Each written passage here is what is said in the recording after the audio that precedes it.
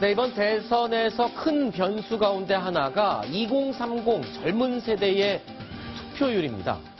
자, 18대 대선에 그와 비교해서 젊은 유권자 수가 좀 줄어들었습니다. 보수 후보가 상대적으로 늘었고요. 자, 이렇게 되면은 보수 후보들이 더 유리한 게 아닌가 싶은 생각도 드는데 한번 그 내용 분석해 보겠습니다. 세대별 유권자 수는 일단 18대 대선에 비해서 젊은 층이 준 건 사실인 것 같아요. 확실히 줄었죠? 네, 그 지난 대선에서 2030이 한 1,547만 명 정도 됐는데요. 네. 이번에는 한 100만 명 정도 줄어든 1,489만 명입니다. 네. 근데 5060을 보면요. 네. 오히려 지난 대선에서는 한 1,620만인데 이번에는 1,880만 명으로 굉장히 뛰었거든요. 숫자가요. 네. 그래서 지난 대선에서는 보면 2030 대 5060이 한 100만 표 차 정도였다면 이번에는 한 400만 차가 납니다. 네. 예. 자, 유권자 수만 본다면 젊은 세대가 지난 대선 때보다 숫자가 줄었고 5060 나이가 많은 세대, 어른 세대가 더 숫자가 늘었기 때문에 수치적으로 보면은 5060 세대가 더 유리할 것 같지만 요 다음 항목을 보면 또 얘기가 달라집니다. 어느 정도 투표에 적극적으로 참여하는지를 조사한 조사에서는요. 20대 이하 젊은 층들이 굉장히 높게 참여하는 걸로 나왔죠.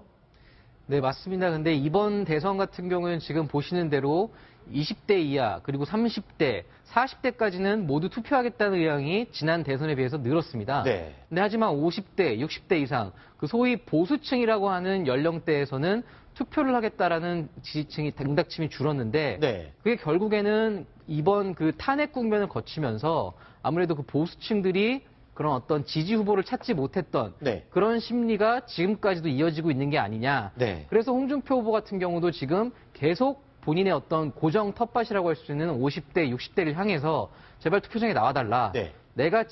나를 찍으면 대통령이 될 수 있다. 네. 이런 식으로 호소를 하면서 계속 그 지금 갈 곳을 잃고 방황하는 보수표를 붙잡기 위한 노력을 하고 있는 겁니다. 그렇군요. 자, 숫자는 늘었지만 투표할 의지가 떨어져 있는 5060 세대의 표를 잡기 위해서 문재인 후보가 또 특별한 유세단까지 만들었다고요? 이현수 기자. 네, 그 정치문학의 원로 4명인데요. 네.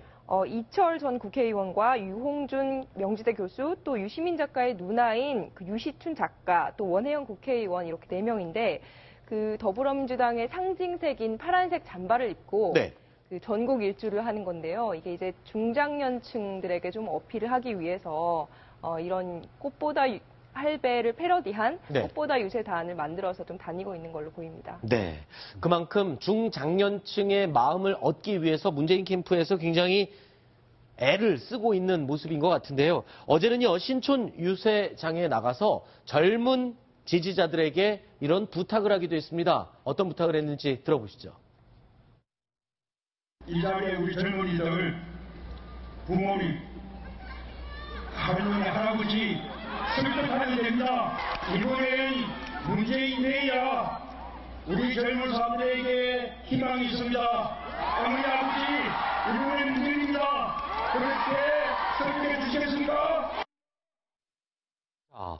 자, 민주당의 우상호 원내대표는 오늘 아침에 어떤 매체에서 이런 얘기도 했어요. 그래서 노년층 그리고 또 5060 세대를 마음을 사로잡기 위해서 이 젊은이들에게 부모님께 전화 돌리기 캠페인도 지금 구상 중이다. 그러니까 아들, 딸들이 부모님께 전화해서 이렇게 설득을 하게 되면 마음이 바뀔 것이다. 이런 예상을 하고 있는데 그런 구상은 어떻게 보십니까? 지금 이 세대 간의 어떤 대립 구도가 해결이 될 수 있을까요? 그렇게 하면? 그러니까 2012년 대선과 이게 지금 정반대 현상입니다. 네. 그러니까 2012년 그 박근혜 문재인 양자 대결 구도일 때는 어떤 일이 있었냐면요.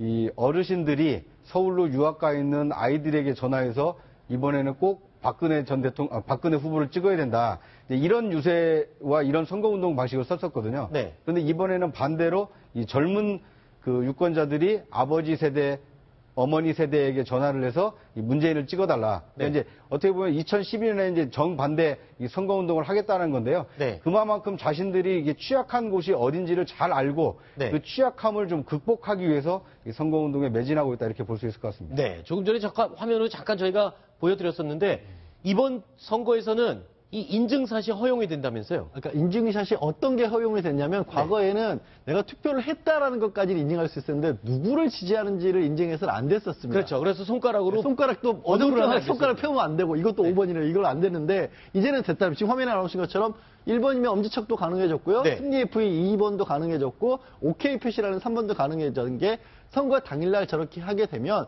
저는 상당히 안 그래도 이게 투표를 적극적으로 하겠다는 그 사람이 많은데 네. 이번에 선거율을 투표를 올리는 데 기여를 할 것으로 보이는 게 네. SNS 같은 데서 그렇죠. 각각의 지지자들이 굉장히 강력하게 모을 수 있는 그런 원동력이 될 수 있을 것 같고요.